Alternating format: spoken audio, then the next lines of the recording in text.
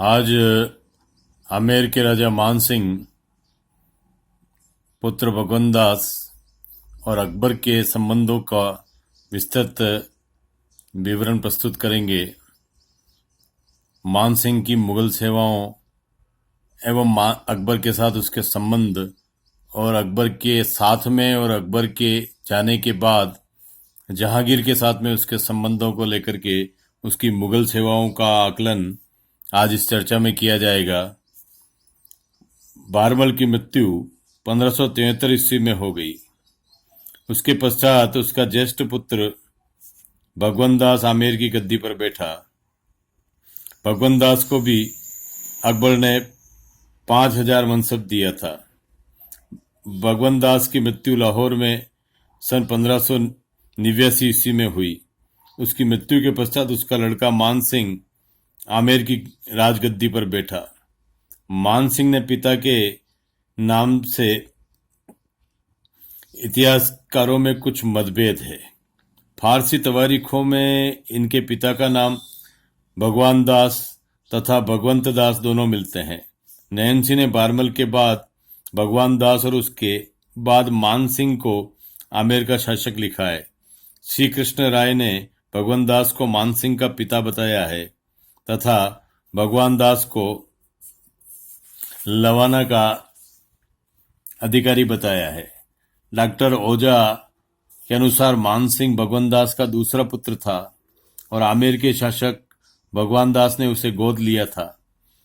स्थानीय और समसामयिक ऐतिहासिक साधनों में बारमल के बाद भगवंत दास और उसके पश्चात मानसिंह के आमेर के शासक होने का वर्णन मिलता है।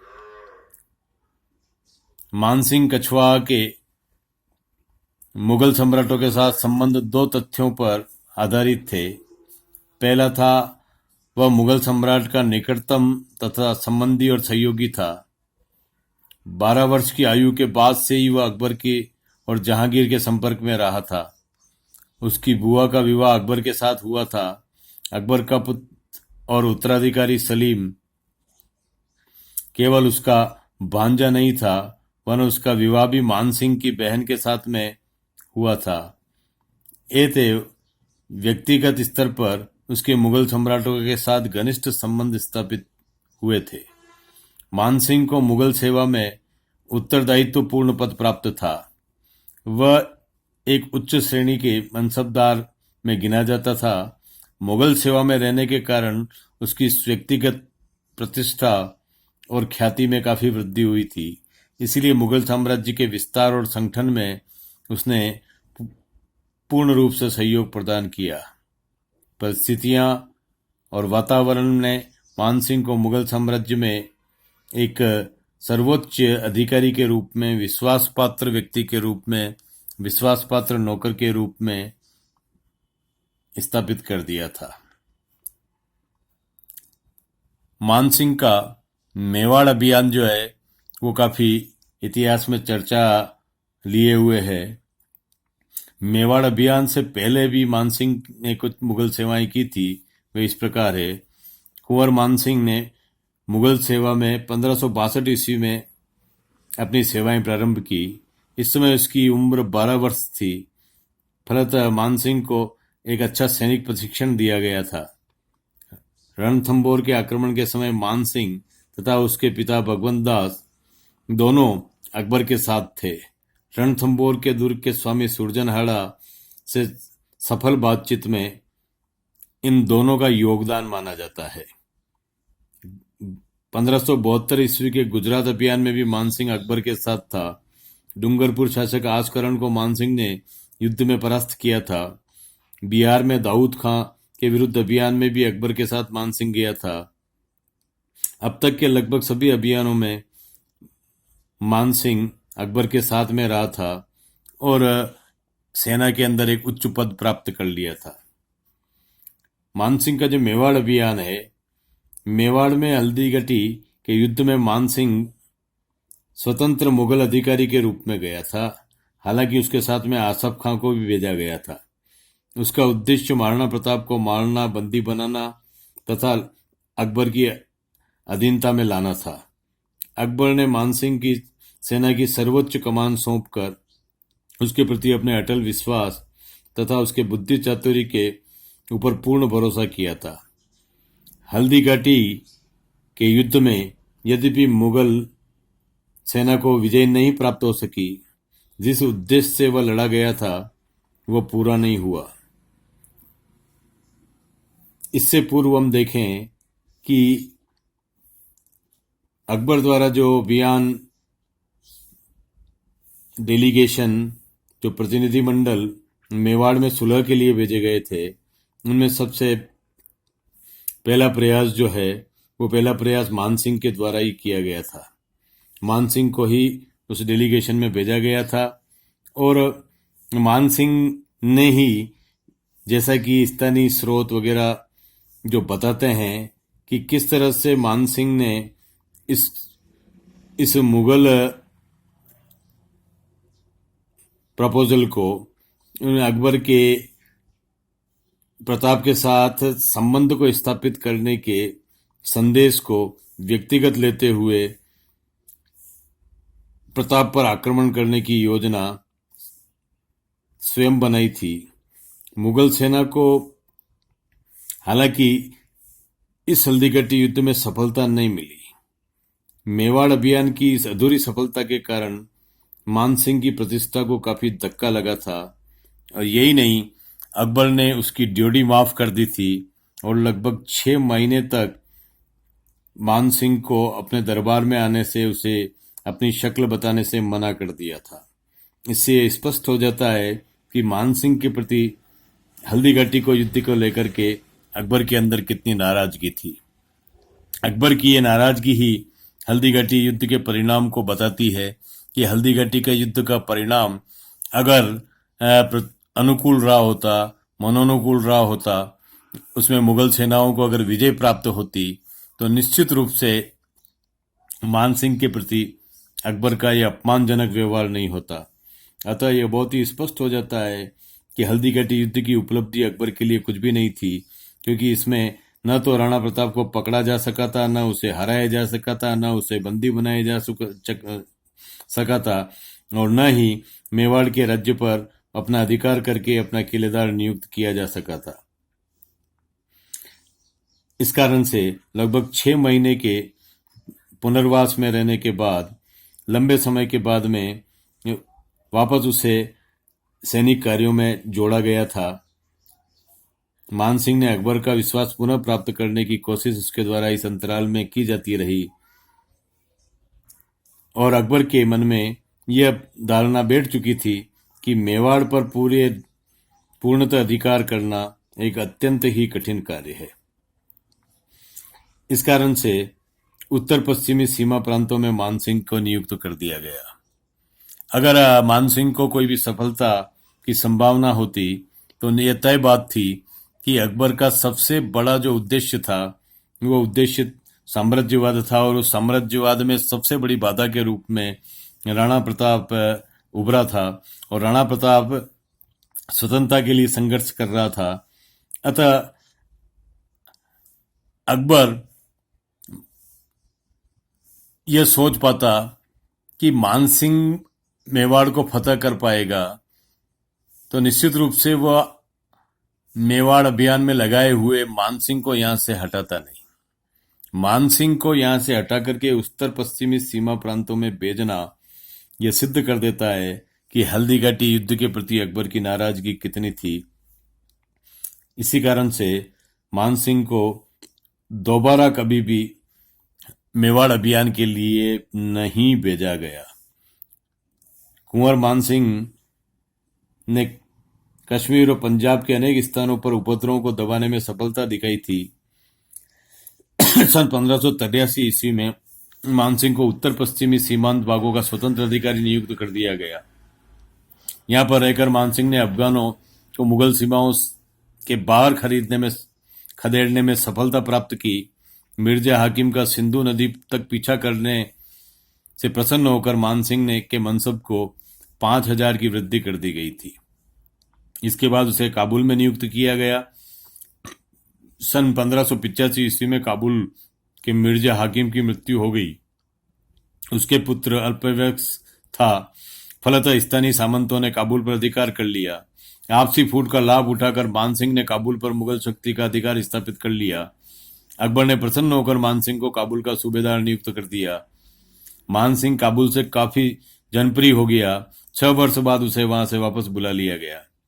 इसके बाद में उसे बिहार में नियुक्ति दी गई। बिहार में अनेक जमींदार तथा छोटे छोटे राजा मुगल सत्ता का विरोध करने लगे थे। ऐसे समय में मानसिंह की नियुक्ति सन 1587 ईस्वी में बिहार में हुई। मानसिंह को काफी कठिन परिस्थितियों का सामना करना पड़ा, परंतु कुछ समय बाद ही सन 1589 में मानसिंह के पिता की मृत्यु हो गई। मानसिंह आमेर गया और राज्याभिषेक की औपचारिकता को पूरा कर बिहार लौट आया। पहले उसने गिद्धौर के राजा पूर्णमल को परास्त किया। तत्पश्चात खड़गपुर के संग्राम सिंह को पराजित किया। इसके बाद हाजीपुर के राणा गणपत को हराया तथा शंभुपुरी के में सैयदों को परास्त कर मुगल झंडे को फहराया। इसी समय मानसिंह ने उड़ीसा के अफगान शासकों को एक एक करके परास्त किया तथा उड़ीसा पर मुगल अधिकार स्थापित किया। बंगाल में नियुक्ति। सन 1594 ईस्वी को मानसिंह को बंगाल का सूबेदार नियुक्त किया गया। यहाँ अफगानी विद्रोह कर रहे थे। उसके द्वारा ही बिहार व उड़ीसा से खदेड़े हुए अफगान विद्रोही यहाँ आ चुके थे तथा स्थानीय अफगानी विद्रोहियों से मिलकर वे एक शक्ति के रूप में उभर कर सामने आए थे।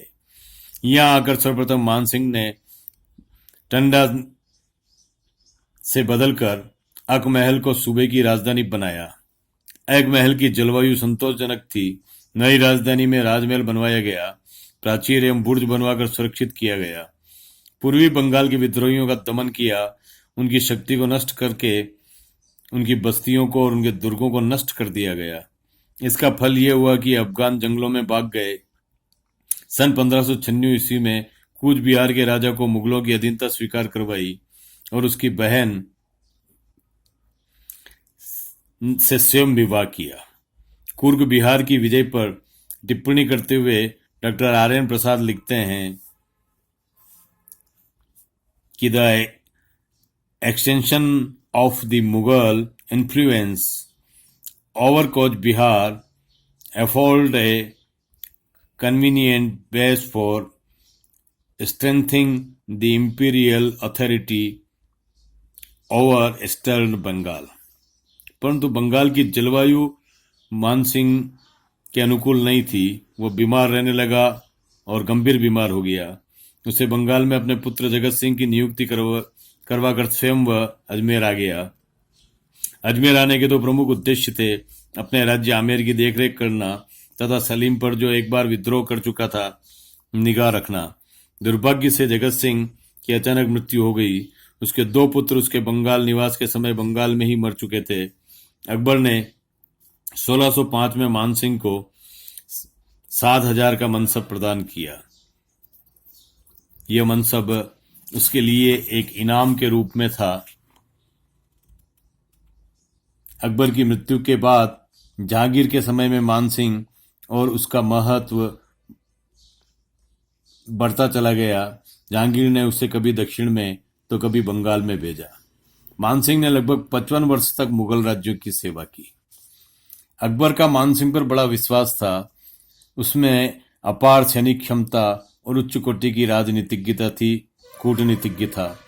उसने उत्तर पश्चिमी सीमा प्रांत, बिहार, बंगाल आदि प्रदेशों की सफलतापूर्वक राज्य संचालन किया था और विशेष करके मुगल विरोधी अफगान विद्रोहियों को दबाने में उसकी भूमिका महत्वपूर्ण थी।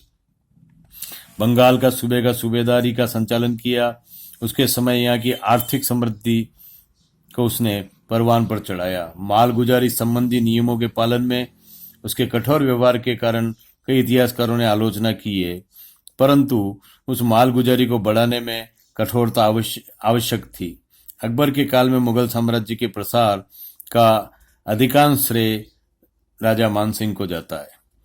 डॉक्टर रघुवीर सिंह ने लिखा है कि दिसंबर 1587 ईस्वी में बिहार भेजे जाने के बाद कोई 20 वर्ष तक वह निरंतर बिहार अथवा बंगाल के सूबों का सूबेदार बना रहा। उड़ीसा प्रदेश को जीतना, पूर्वी बंगाल पर मुगल आधिपत्य स्थापित करना, बंगाल में विद्रोहियों का दबाना सारे उसके कार्य रहे। शहजादे खुसरो के लिए मान सिंह का विशेष पक्षपात होने के कारण जहांगीर उससे ज्यादा प्रसन्न नहीं था। जहांगीर के शासनकाल में मान सिंह की पिछली मान मर्यादा में कुछ कमी आई। अकबर की मृत्यु के साथ ही मान सिंह के जीवन का देदीप्यमान कार्यकाल भी लगभग समाप्त माना जाता है। जहांगीर के काल में उसे इतना वैभव और इतनी प्रतिष्ठा प्राप्त नहीं हुई थी और जहांगीर ने उसके मनसब को 5,000 कर दिया था। जहांगीर ने पहले मानसिंह की नियुक्ति सूबा बंगाल में की थी, लेकिन मानसिंह पर पूरा विश्वास नहीं था। बंगाल से हटाकर उसे रोहतासगढ़ पर अधिकार करने के लिए भेज दिया गया, जिसमें वह सफल हुआ। 1609 से 1614 तक मानसिंह दक्षिण में रहा। दक्षिण में मालिक अंबर ने मानसिंह को खिरकी के युद्ध में करारी मात दी। जहांगीर के शासनकाल में मानसिंह का दिल टूट चुका था। जहांगीर उस पर कभी भी विश्वास नहीं करता था, अतः मानसिंह भी अपनी वीरता का पूरा परिचय न दे सका।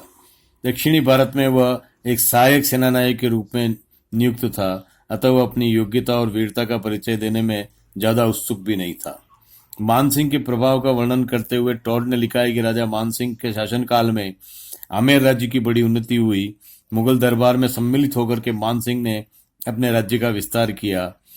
खुतन से लेकर कितने ही राज्यों पर उसने अपने तलवार के बल पर पताका फहराई। मानसिंह ने उड़ीसा और आसाम को जीतकर अकबर के बादशाह के अधीन बना दिया। उससे भयभीत होकर काबुल में भी अकबर की अधीनता स्वीकार कर ली। अपनी इन्हीं सफलताओं के फलस्वरूप मानसिंह बंगाल, बिहार, दक्षिण और काबुल का शासक नियुक्त हुआ था। अकबर ने राजपूतों को अपनाकर अपने शासन को सुदृढ़ बनाने के लिए जो नीति अपनाई, उससे आमेर के राजा और विशेष तौर पर मानसिंह का सबसे अधिक योगदान था। राजपूत राजाओं में सर्वप्रथम मानसिंह ने ही मुगल सम्राट के साथ मैत्रीपूर्ण व्यवहार को अपनाया था वह और उसे जीवन पर्यंत निभाया और जीवन पर्यंत मुगल दरबार की पूर्ण वफादारी के साथ में नौकरी की। जीवन भर वफादारी से सेवा करने तथा अपनी बुआ, बहन व पोती का मुगल खानदान में विवाह करने के बाद भी मानसिंह जहांगीर का विश्वास पात्र नहीं बन सका। जहांगीर उससे घृणा करता था, उसे पाखंडी बेड़ी की तरह कहता था, किंतु अकबर मानसिंह का बहुत सम्मान करता था तथा उसका विश्वास पात्र सेनापति भी था। मानसिंह को अपने पुत्र जगत सिंह की असामयिक मृत्यु का बड़ा सदमा पहुंचा था। अकबर की मृत्यु ने भी मानसिंह का दिल तोड़ दिया। युवक सम्राट जहांगीर उसका सम्मान भी नहीं करता था। मानसिंह की उम्र के सभी साथी भी धीरे धीरे स्वर्गवासी हो गए थे। मानसिंह भी 1614 ईस्वी में परलोक सिधार गया। डॉक्टर भटनागर मानसिंह के मुगलों के संबंधों का मूल्यांकन करते हुए लिखते हैं कि 1526 से 1614 तक कछवा राजा मानसिंह मुगल साम्राज्य की सेवा में रहा। उसने राजस्थान के राजपूत राजाओं द्वारा अकबर की अधीनता स्वीकार करवाने के लिए साम दाम दंड भेद की नीति का पूरा अनुसरण किया। एक परंपरागत राजपूत की भांति मानसिंह का कार्यकाल एक सैनिक के रूप में प्रारंभ हुआ और मुगल साम्राज्य की सेवा करते हुए एलिचपुर की सैनिक छावनी में उसकी जीवन लीला समाप्त हुई। एक सैनिक के रूप में वो मुगल साम्राज्य में भर्ती हुआ था और एक सैनिक के रूप में ही वहां उसकी मृत्यु हुई। व्यक्तिगत प्रतिष्ठा के साथ मानसिंह की आर्थिक स्थिति में भी वृद्धि हुई थी। उसके आमेर साम्राज्य की भी वृद्धि हुई थी। जहांगीर के अनुसार 2 लाख अशरफी एक साथ अकबर को भेंट करता था। मानसिंह ने मुगल सम्राट के सम्मान में ही अपने जीवन को डाल लिया था। आमेर के मेलों में दीवाने आम, बरादरी और जनता महल आदि का निर्माण करने की परंपरा मानसिंह ने ही प्रारंभ की थी। अपने आमेर दरबार का भी उसने पूरा मुगलियाकरण कर दिया था और मुगल दरबार के रिचुअल्स की तरह, वहां के पैटर्न की तरह उसने आमेर के दरबार को डेवलप किया। उसका रहन सहन, खान पान मुगलिया ढंग का था। वह अकबर के समान ही हरम रखता था, जिसमें 2 दर्जन रानियां और सैकड़ों स्त्रियां रहती थी। जिस प्रकार अकबर राजवंशी विवाह को राजनीतिक मित्रता का आधार मानने लगा था, उसी प्रकार कुर्ग बिहार के राजा लक्ष्मी नारायण की बहन के साथ विवाह करके मानसिंह ने अपने राजनीतिक संबंधों को प्रगाढ़ करने की भी कोशिश की थी। मानसिंह के जीवन काल में अकबर ने राजपूत राज्यों से संदर्भ में सार्वभौम सत्ता धारण कर ली थी। जब तक वह टीका प्रदान नहीं करता था, राज्याभिषेक समारोह संपन्न नहीं होता था। मानसिंह का राज्याभिषेक भी इसलिए ढाई माह बाद हुआ था कि मानसिंह महत्वाकांक्षी प्रकृति का भी था। मुगल साम्राज्य में अपनी स्थिति और प्रतिष्ठा को बनाए रखने के लिए ही उसने जहांगीर के विरुद्ध षड्यंत्र करके खुसरो को सिंहासन पर बिठाने का प्रयत्न किया था, जिसमें वह सफलता प्राप्त नहीं कर सका। मानसिंह के संबंध में जो फारसी ग्रंथ है, अकबरनामा, मासिर जहांगीरी, तुनुक जहांगीर, मासिर अल उमरा आदि फारसी ग्रंथों से काफी जानकारी प्राप्त होती है। उनकी वंशावली भी प्राप्त होती है। इसलिए भी यह कहा जा सकता है कि मध्यकाल के मुसलमान भी उसे आदर की दृष्टि से देखते थे। फारसी की किसी भी तवारीख में मानसिंह के मूल्यांकन को कमतर नहीं आंका गया है। लेकिन एक बात बहुत ही स्पष्ट है कि मानसिंह के इस पूरे मुगल सेवाओं की जो एक उपलब्धियां हैं, उन उपलब्धियों में अगर सबसे बड़ा जो व्यवधान है, सबसे बड़ा जो एक असफलता का जो बिंदु है, वह असफलता का बिंदु मेवाड़ है। और महाराणा प्रताप के सामने वह न तो साम दाम दंड और भेद सारी नीतियों को अपनाने के बावजूद भी यहाँ पर मानसिंह को असफल होते हुए देखा गया। और ये मानसिंह की प्रारंभिक असफलता थी, जिसके बाद में उसे हमेशा हमेशा के लिए कभी भी मेवाड़ के अभियान का हिस्सा नहीं बनाया गया। यहाँ तक कि कालांतर में उसके छोटे भाई जगन्नाथ कछवाहा को मेवाड़ अभियान का हिस्सा बनाया, लेकिन मानसिंह को कभी भी मेवाड़ अभियान का हिस्सा नहीं बनाया। उसके पीछे निश्चित रूप से कारण ये था कि जब पहली बार हल्दी घाटी के युद्ध में महाराणा प्रताप से उसका सामना हुआ, और जब प्रताप ने उस पर भाले का वार किया, जो एक बहुत ही बड़ी ऐतिहासिक घटना है, उस समय मानसिंह ने प्रताप का मुकाबला करने की बजाय हाथी के हौदे में छिप करके अपनी प्राण रक्षा की, और हाथी का जो महावत था वह इस हमले में मारा गया। इसके बाद हाथी के असंतुलित हो जाने के कारण मानसिंह ने उस युद्ध में कोई निर्णायक भूमिका नहीं निभाई। अतः यह कहा जा सकता है कि आमेर के राजा मानसिंह ने तन मन धन से अपने पूरे जीवन भर मुगल सेवाएं की, मुगल शासकों के ऐश्वर्य को, उनकी सीमाओं को, उनके साम्राज्य को, उनकी प्रतिष्ठा को बढ़ाने के लिए पूरा अपना जीवन लगा दिया।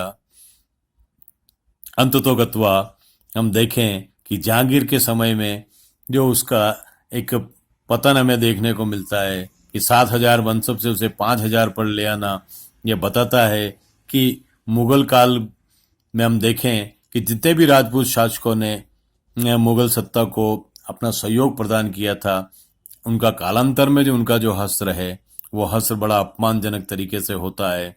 अतः आमेर के राजा मानसिंह की सेवाएं निश्चित रूप से अकबर की साम्राज्य को बढ़ाने में काफी मददगार हुई थी। धन्यवाद।